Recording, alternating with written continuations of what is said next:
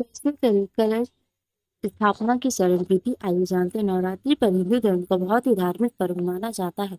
इस दिन माता रानी का जो भी कोई पूजा करता है श्रद्धा के साथ, माता रानी का आशीर्वाद उनके जीवन में हमेशा हमेशा के लिए बना रहता है। उन्हीं में से है कलश स्थापना। नवरात्रि की पूजा में सबसे महत्व होता है कलश की स्थापना। आइए जानते हैं उसकी सामग्री के बारे में।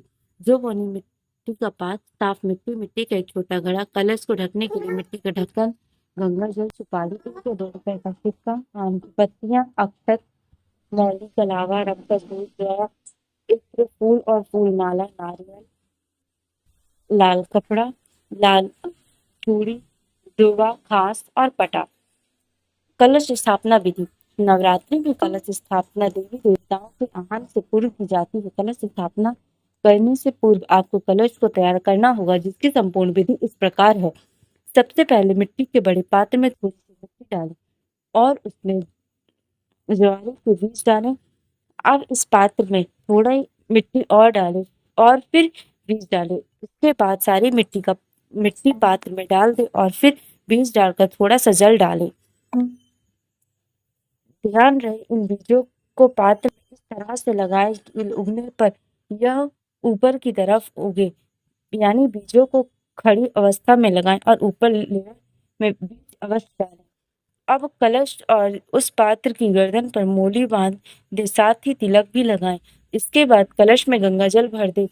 इस जल में सुपारी, इत्र, दूबा, घास, अक्षत और सिक्का भी डालें। अब इस कलश के किनारों पर 5 अशोक के पत्ते रखें और कलश को ढकने से ढक दें।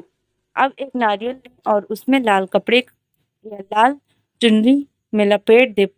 चुनरी के साथ इसमें कुछ पैसे भी रखें। इसके बाद इस नारियल और चुनरी को रक्षा सूत्र से बांध दें।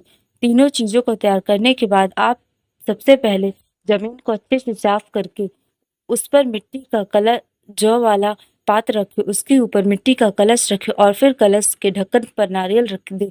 आपकी कलश स्थापना संपूर्ण हो चुकी है। इसके बाद सभी देवी देवताओं का आह्वान करके विधिवत नवरात्रि पूजन करें। इस कलश को आपको 9 दिनों तक मंदिर में रख देना होगा।